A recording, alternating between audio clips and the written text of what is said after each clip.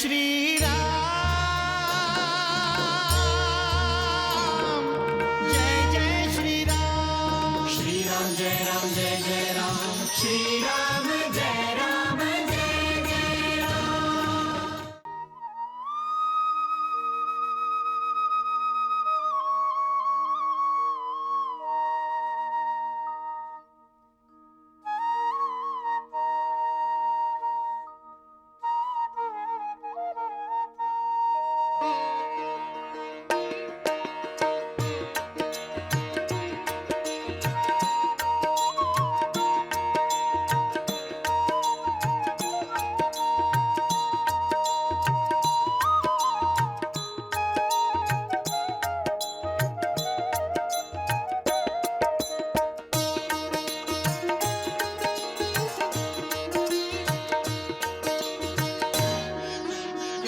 श्री राम, जय श्री राम, श्री राम जय राम जय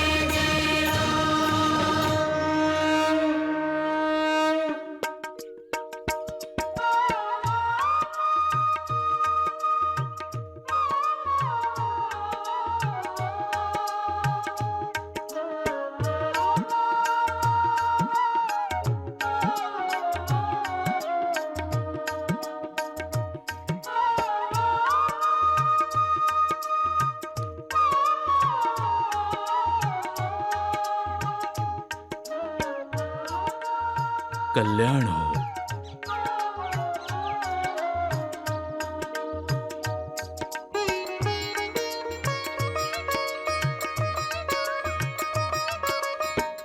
चल राम, सूर्य नमस्काराची वेळ झाली आहे.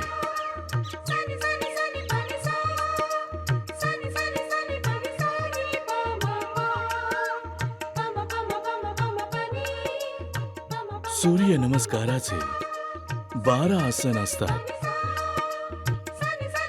जेव्हा 12 आसन पूर्ण होतात तेव्हा एक सूर्यनमस्कार पूर्ण होत असतो. जर आपल्याला आजारांपासून दूर राहायचं असेल, शरीर आणि मनाला सुदृढ ठेवायचं असेल, तर हे सूर्यनमस्कार अति आवश्यक आहेत. भरत, शत्रुघ्न, लक्ष्मण, राम, आता सुरू करा.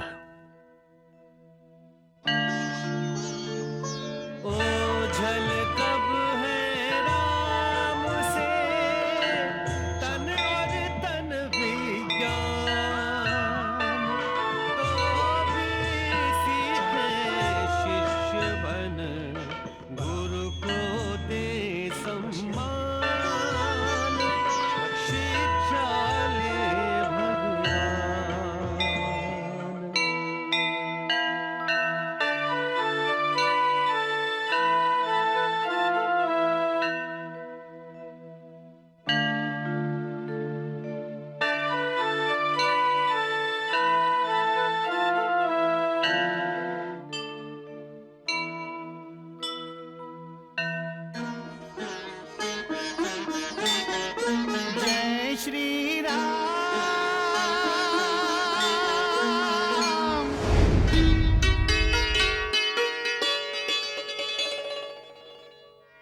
सीता, सीता, सीता. महाराणी, महाराणी सीता भवनात कुठे आहेत? विसरलात? त्या देवी गौरीच्या दर्शनासाठी मंदिरात गेल्या आहेत. हो.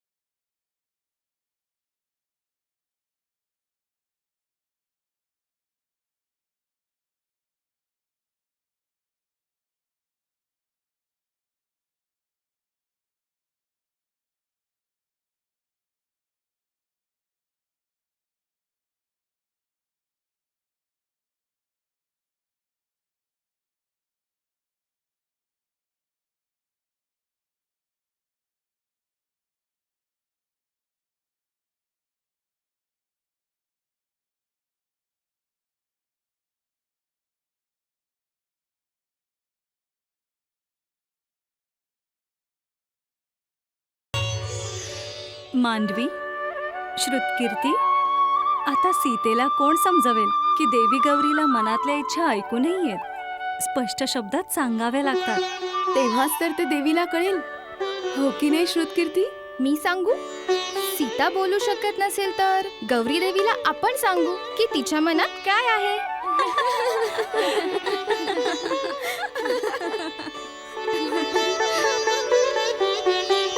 हे देवी गौरी, जसं तुम्ही भगवान शिव यांना प्राप्त केलं तसंच आमची सीता शंख, चक्र, गदा आणि पद्मधारी विष्णूंना प्राप्त करू. तुमची कृपा आणि आशीर्वाद तिच्या बरोबर असेल तर तिची इच्छा नक्कीच पूर्ण होईल. आणि सीतेने मनापासून ज्यांना स्वतःचा पती मानला आहे तोच तिचा स्वामी होणार.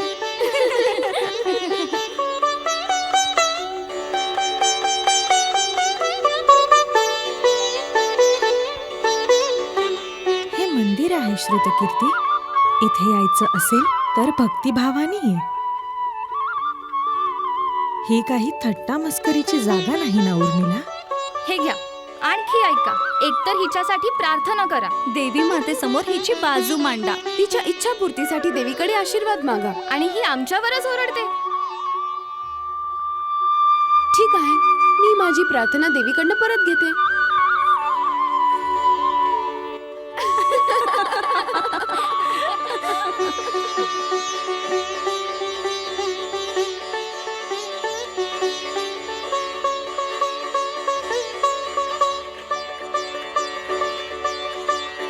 सदा सर्वदा सुखी राहा पुत्री.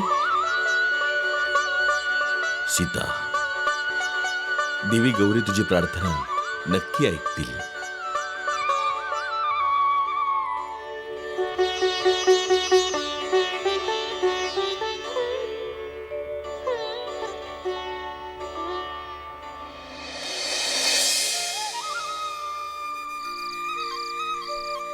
योग आत्म्याद्वारे केली गेलेली परमात्म्याची पूजा आहे. आपल्या या शरीराची परमपिता परमात्म्याने, प्रभूने खूप अद्भुत रचना केली आहे. जे काही आपल्याला बाहेर दिसतं ते सगळं काही आपल्या ह्या शरीरात आहे.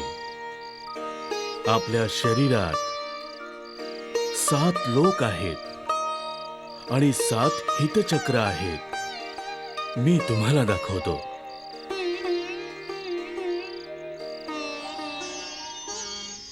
बैठी मारे कुंडली कुंडलनी चिर सूक्त योग पात्र को दे सुगुरु जागृति मंत्रति गुप्त जागृति मंत्रति गुप्त.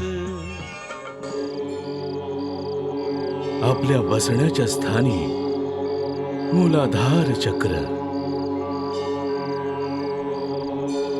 नाभीच्या थोडा खाली स्वाभिष्ठान चक्र,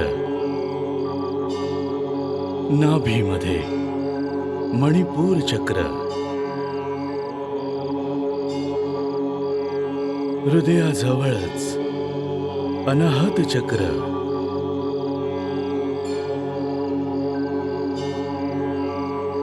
गळ्यात विशुद्धी चक्र,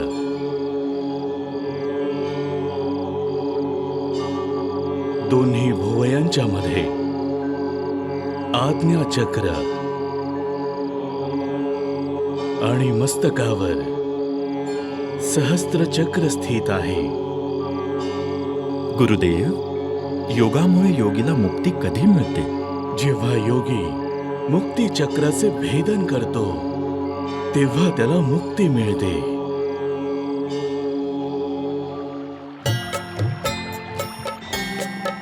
राजावती नौरानिया आतीर सरयू के खड़े माता पिता देखो जगत रक्षक की चिंता में पड़े. पुत्रों के मंगल हेतु वे सरयू में दीपार्चन करें कर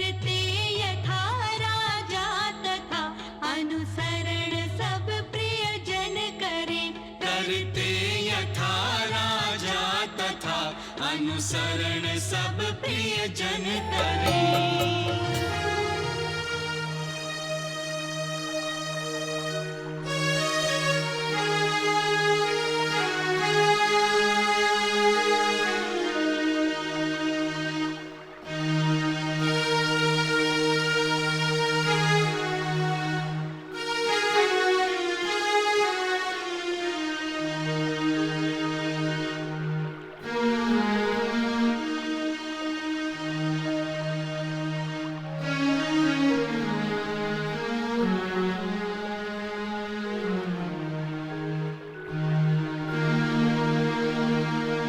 आम्ही आमच्या मुलांना कधी बघू महाराज? त्यांची शिक्षापूर्ती कधी होणार आहे? केव्हापर्यंत मुलांची वाट पाहावी लागेल? सुमित्रा, प्रत्येक प्रतीक्षेचा अंत एक ना एक दिवस नक्की होतो. अगदी त्याच प्रकारे ज्या प्रकारे प्रत्येक रात्रीची सकाळ नक्की होते.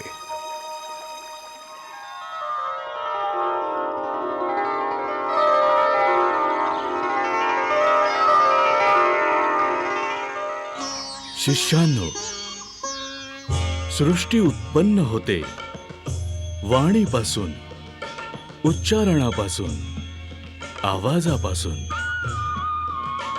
वाणी 4 प्रकारची असते: परावाणी, पश्यंती वाणी, मध्यमा वाणी आणि वैखरी वाणी.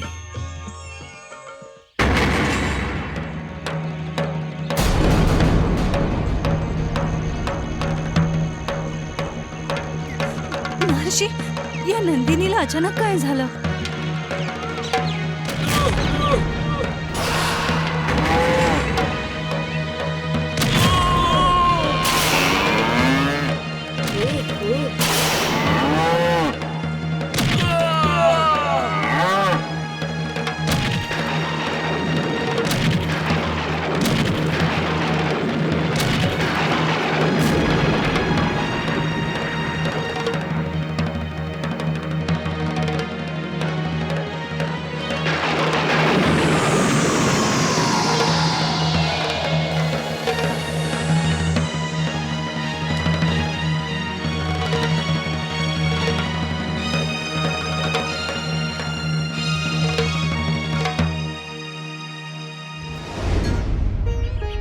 राम, जे आपण बघू शकलो नाही ते नंदिनीने बघितलं आणि गुरुकुलच्या सुरक्षिततेसाठी दैत्यांना पळवून लावलं.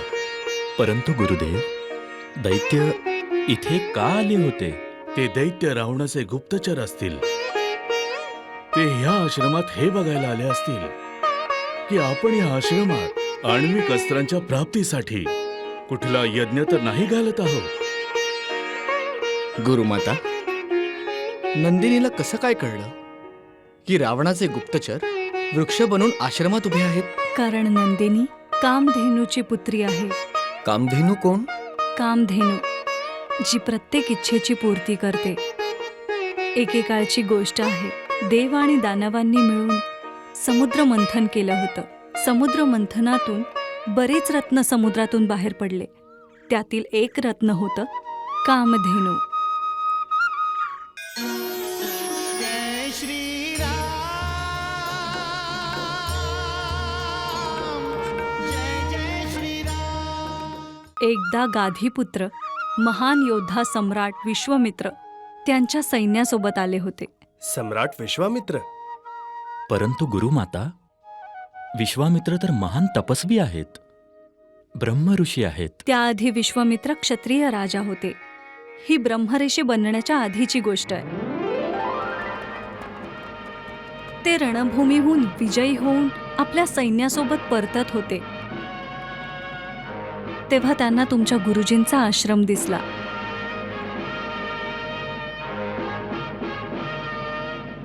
गाधीपुत्र महाराज विश्वामित्र यांचं वसिष्ठच्या आश्रमात स्वागत आहे. राजन, माझे तुम्हाला निवेदन आहे की तुम्ही तुमच्या सैन्याबरोबर माझ्या या आश्रमात विश्रांती घ्या.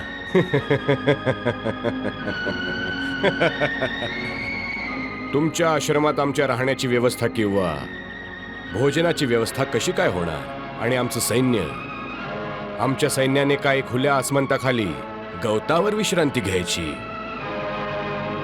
महाऋषी, राजा महालात राहत असतात, कुटीमध्ये नाही. राजन, मी तुम्हाला नाराज करणार नाही. मी तुम्हाला एका राजाप्रमाणेच इथे ठेवेन.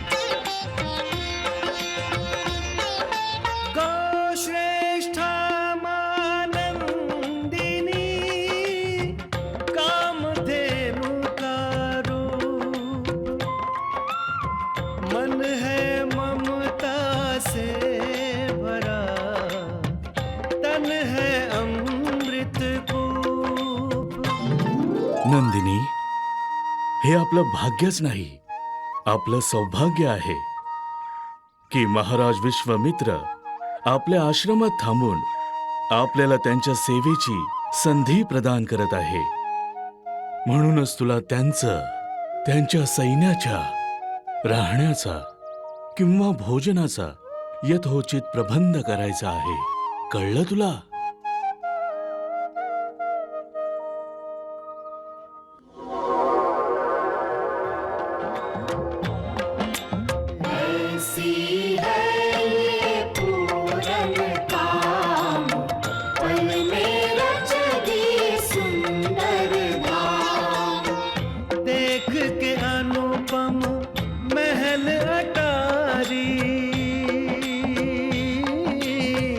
विश्वामित्र को विस्मय भारी,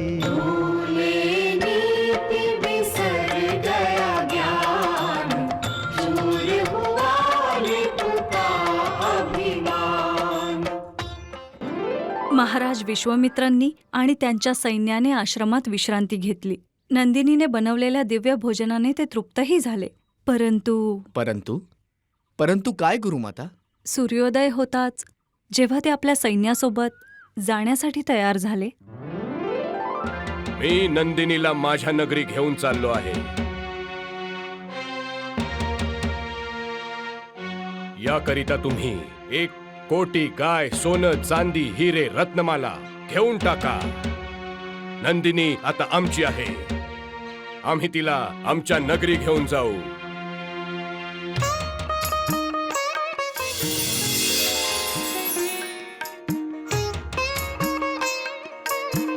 हे गुणश्रेष्ठ महर्षी वशिष्ठ, माझ्याकडून काही अपराध झाला आहे का, जो तुम्ही माझा त्याग केला आणि मला राजा विश्वामित्रांना सुपूर्द करता आहात?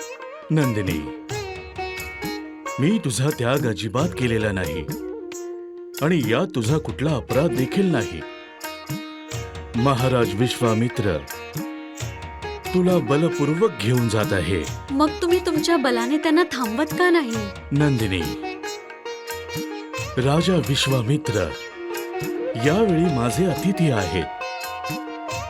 अतिथी देवो भव, म्हणूनच माझा नाईलाज आहे. माझा तर नाईलाज नाहीये ना, मी त्यांना थांबवू शकते ना महर्षी.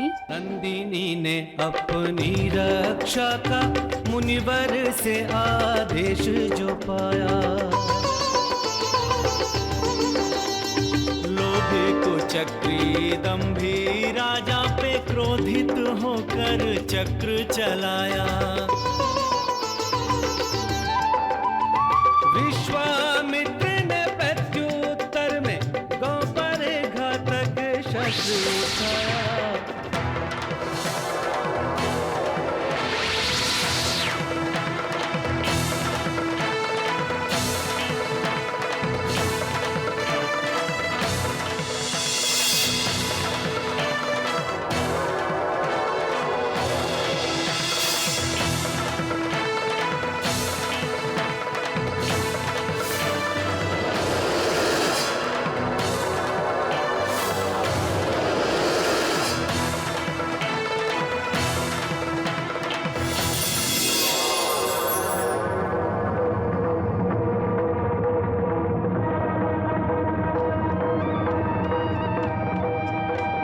लज्जित होके पराजित होके अभिमानी ने शीश झुकाया, लज्जित होके एक राजा ने गौ के आगे शीश झुकाया।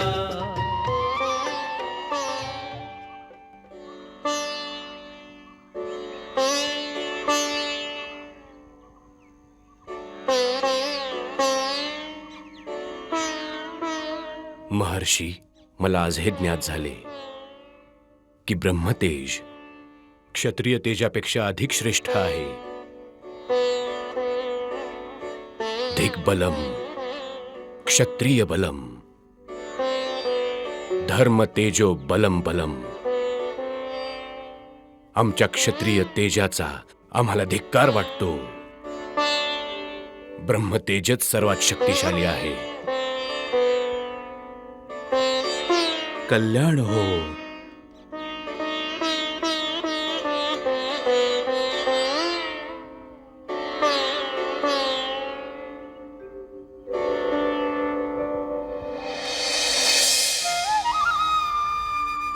परंतु गुरुमाता, राजा विश्वामित्र महर्षी कधी आणि कसे बनले? हे मी तुला सांगतो राम। राजा विश्वामित्र जेव्हा ब्रह्मतेजाने प्रभावित झाले तेव्हा त्यांनी असा निश्चय केला की ते तप अर्चना करतील। मग त्यांनी घोर तपस्या केली। एवढी तपस्या केली राम की त्यांनी गायत्री सिद्ध केली होती।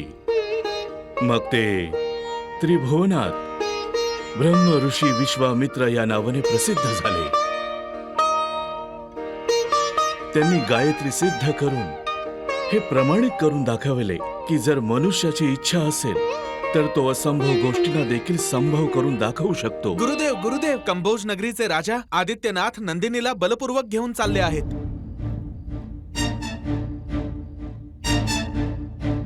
राजा आदित्यनाथ, तुम्ही नंदिनीला आश्रमातून अशा प्रकारे बलपूर्वक घेऊन जाऊ शकत नाही।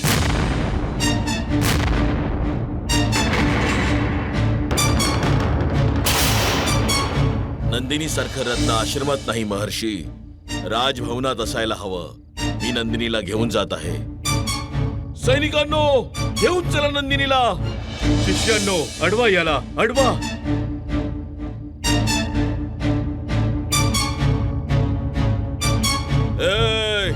तिथेच थांबा, नाहीतर प्राणाची आहुती द्यावी लागेल।